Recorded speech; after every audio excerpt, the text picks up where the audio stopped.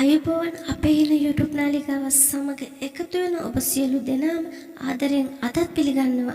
ඉතින් අදත් මේ අලුත් ලස්සන අලුත් දවසේ විශ්වාකර්ෂණ නීතිය ක්‍රියාත්මක කිරීමට ඔයා බලාපොරොත්තු වෙනවා නම් ඔයා මෙන්න මේ වැරදි දේවල් අනුගමනය කරන්න එපා. ඒ වැරදි දේවල් වලින් ඔයා ඈත් වෙනවා නම් ඔයාට විශ්වාකර්ෂණ නීතිය ඇත්තටම වැඩ කරනවා. ඉතින් අපි ඒ වැරදි මොනවාද කියලා මේ වීඩියෝ එකේ කතා කරමු. එහෙනම් මේ වීඩියෝ එකට ලයික් එකක් දාලා කමෙන්ට් එකකුත් දාලා අපේ වෙන YouTube channel එක subscribe කරලම මේ වීඩියෝ එකට එකතු වෙන්න කියලා ආදරෙන් මතක් කරන ගම අපි යන් වීඩියෝ එකට. විශ්වාකර්ෂණ නීතිය ක්‍රියාත්මක කිරීමට ඔයා විසින් නොකළ යුතු අත්හරිය යුතු පුරුදු කීපයක් තියෙනවා. මොනවාද මේ පුරුදු? අපි පළමුව ගොඩනගා ගන්න යහපත් චිත්ත ආකල්ප අතිශයින්ම වැදගත් වෙනවා මේ විශ්වාකර්ෂණ නීතිය අනුගමනය කරනකොට. ඒ කියන්නේ ඔබේ ගුණධර්ම ඉහළ තත්වයකට පත් කරගන්න ඕන අනිවාර්යයෙන්ම.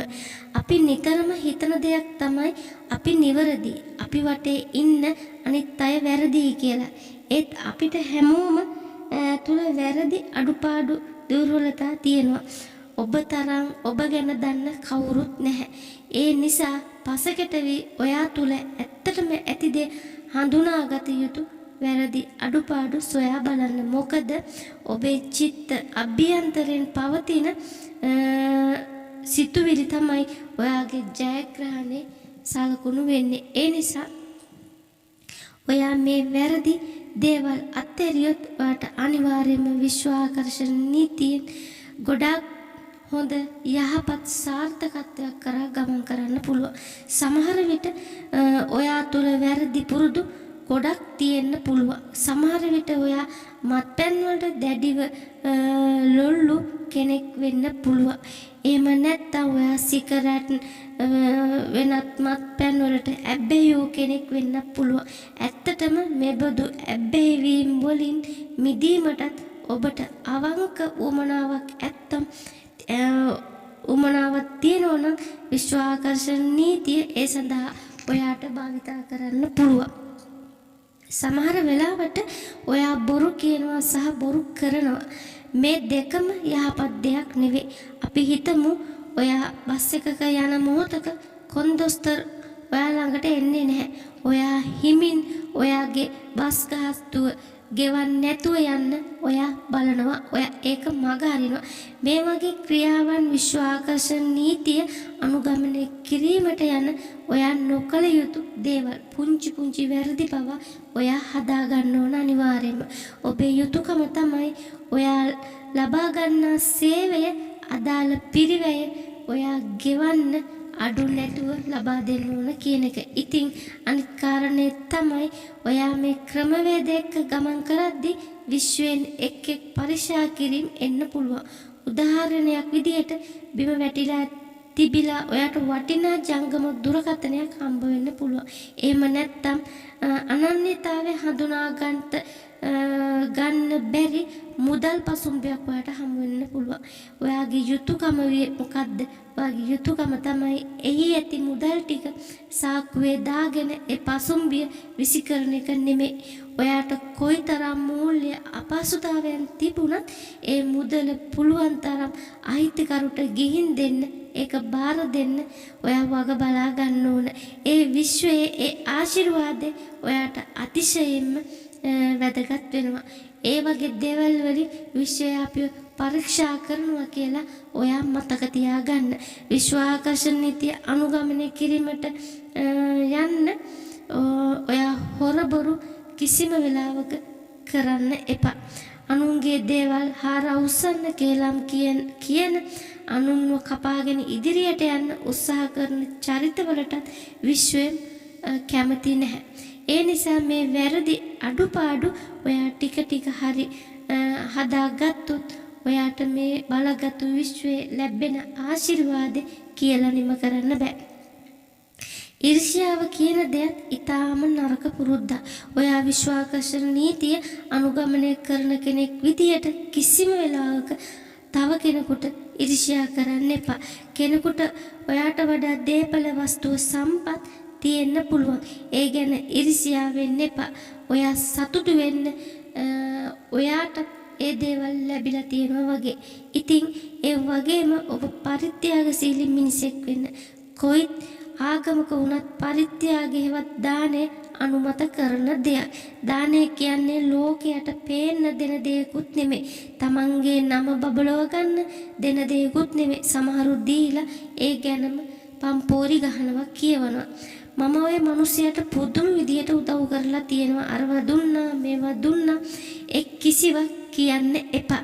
දකුණු අතින් දෙන දේවම් අතවත් දන්නේ නැතුව දෙන්නයි කියලා තමයි අපේ පැරණන් කියලා තියෙන්නේ. ඒ නිසා කෙනෙකුට යමක් දෙද්දි මුළු හිතින්ම ඒ දේ ගැන අත්හැරලා මුළු හිතින්ම සතුටින් දෙන්න. ආයේ ඒ ගැන සොයන්න එපා. ආයේ ඒ ගැන බලාපොරොත්තු වෙන්න එපා. දානේ කියන්නේ අත්හැරීම. ඉතින් අනික් කාරණේ තමයි අපි හුඟක් දෙනෙක් හරිම අහංකාරයි උඩගු. ආකර්ෂණ නීතිය කියලා කියන්නේ විශ්ව ආගමක් වගේ දෙයක්. එහිදී ඔයාගේ අභ්‍යන්තර සතු උත්තරීතර බව ඊටාම වැදගත්. දිව්‍යමය ශක්තියක් ලෙස ඔයා මතුවෙන්න පුළුවන්. මඩවලක වුණා කුණු ගොඩක වුණත් ඉඳලා ඒ පාරිශුද්ධභාවය අතිශයින්ම වැදගත් වෙනවා.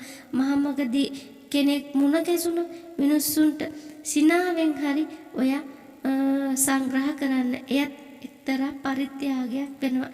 මිනිස්සු සමග කතා බහ කරන්න. ඔයාට වරදක් කරන අයට පවා හදවතින්ම ඔයා ආශිර්වාද කරන්න. ඔයත් යම් උදව්වක් කවුරුන් හෝ ඉල්ලු විට හැකිතරම් ඒ ඉටු කරන්න බලන්න. උදව්වක් ඉල්ලන්නේ නැති විටක පවා උදව්වක් අවශ්‍යදයි අහලා ඔයාට කරන්න පුළුවන් පුංචි උදව්වක් හරි කරන්න වග බලා ගන්න. විශ්වෙන් යමක් ඉල්ලූ පසු ඒ ඉටු වෙනතුරු නොවැසිලිමත්ව ඇඟිලි ගනින්න එපා.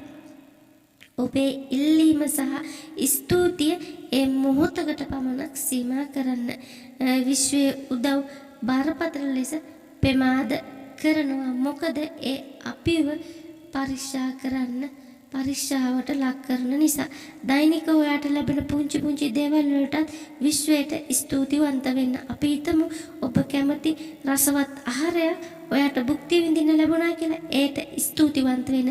මේ විදියට සිදු කරද්දී විශ්වය සමග පවතින ඔබේ බැඳියාව වඩාත් තීව්‍ර වෙනවා. එසේ මේක පුළුල් පරාසයක් දක්වා විහිදෙනවා. ඔයා මිනිස්සුන්ට සත්තුන්ට පරිසරයට ආදරය කරනවා කියන්නේ ඔබේ විශ්වීය සම්බන්ධතාවය එන්න වැඩි වෙනවා කියන එක. මොකද මේ විශ්වය අතිශයින්ම සතුටුයි ඔබ ආදරණීය මිනිසත්කමෙන් පිරුණු මිනිසෙක් වෙනවා දකින්න. ඔබ කෙනෙකුට කරන පුංචි උදව්ව උපකාරය ඔයාට මතු යම් දිනක ඒක දෙගුණ වෙලා හිමි වෙන්න පුළුවන් අනිවාර්යයෙන්ම. ඉතින් ඒ ගැන බලාපොරොත්තු තියාගන්න නැතුව මුළු හිතින්ම ඒ කරන දේ කරන්න වග බලා ගන්න. ඔයා හිතන සමහර දේවල් විශ්වයේ ඔබ හිතන මොහොතටම ලබා දෙන්නේ නැති වෙන්න පුළුවන්. නමුත් විශ්වයේ නිතරම ඔබ පරික්ෂා කරලා ඔබට අවශ්‍ය දේ ලබා දෙන්න වග බලා ගන්නවා. ඔයා විශ්වයෙන් රුපියල් කෝටියක් ඉල්ලනවා. විශ්වය ඔබට රුපියල් කෝටියක් එකපාර ලබා දෙන්නේ නැහැ. සමහර විට ඔබට ලැබෙන්නේ රුපියල් 50000ක් වෙන්න පුළුවන්. ඉතින් විශ්වය ඊට පස්සේ බලනවා මේ රුපියල් 50000 ඔබ කළමනාකරණය කරගන්නේ කොහොමද කියලා. ඔබට රුපියල් 50000ක් හරියට ගන්න බැරි නම් ඔබ කොහොමද රුපියල් කෝටියක් කළමනාකරණය කරගන්නේ? ඉතින් ඒ නිසා විශ්වයේ සැලසුම් සමහර විට ඔබේ සැලසුම නොවෙන්න පුළුවන්. සමහර විට විශ්වයෙන් ඔබ ඉල්ලන දේ නොලැබෙන්නේ ඊට වඩා සුදුසු දෙයක් ඔයාට ලබා දෙන්න වෙන්න පුළුවන්. ඒ නිසා ඔය හැමතිස්සෙම ඔයා විශ්වයට දෙයක් දෙනකොට විශ්වෙන් දෙයක් ඉල්ලනකොට හරිම කල්පනාවෙන් ඉල්ලන්න. ඒ වගේම ඔබ යමක් විශ්වෙන් ඉල්ලලා ඒක කිසි විටක ලැබුණ නැහැ කියලා දුක් වෙන්නේ නැතුව ඉවසීමෙන් බලාගෙන ඉන්න. එසේම නිතරම පිළිතුරු පමණක්ම බලාපොරොත්තු වෙන්න එපා. විශ්වෙන් ඔබ යමක් ඉල්ලනට අප්‍රමාණ භක්තිය, දයාව, කරුණාව පෙරදරි කොටගෙන ඒ කාර්යයන් වල නිරත වෙන්න. ඉතින් ඔයාලට කවදාවත් වරදින්නේ නැහැ. ඉතින් මේ වැරදි පුරුදු ටික ඔයා හරියට නිවැරදි කරගෙන විශ්වාස සමග එකතු වුණොත් ඔයාට මේ විශ්වෙන් ලැබෙන ආශිර්වාදේ කියලා නිම කරන්න බෑ. ඉතින් මේ වැරදි දේවල් ඔය පුළුවන් හැම වෙලාවකම පුළුවන් තරම් හදාගෙන විශ්වෙන් දෙයක් ඉල්ලනකොට ඒක හරියට පැහැදිලිව ඉල්ලන්න. ඉතින් ඔයාට ඒ දේවල් නිසකවම ලැබෙනවා. ඒක පරක්කුණයි කියලා කලබල වෙන්නේ නැතුව ඔයා විශ්වාසයෙන් අදිෂ්ඨානයෙන් බලාගෙන ඉන්න. ඉතින් මෙන්න මෙහෙමයි විශ්වයේ අපි දෙයක් ලබා ගන්න ඕන නිසා අපි මේ වැරදි හදාගන්නේ කොහොමද කියලා බලන්නේ. ඉතින් මේ වීඩියෝ එක හොඳ නම් වීඩියෝ එකට ලයික් එකක් දාන්න, කමෙන්ට් එකක් දාන්න, තව කෙනෙකුට බලන්න ෂෙයා කරන්න මතක කරන්න එපා. අපේ ඉන්න YouTube channel එක subscribe කරලා දිගටම මේ වගේ වැදගත් වීඩියෝ නරඹන්න මාත් එක්ක එකතු වෙන්න කියලා ආදරයෙන් මතක් කරන ගම ආයෙත් දවසක හම්බ වෙමු. ගිහින් එන්න ඔයාලා හැමදෙනාටම සුබ දවසක්.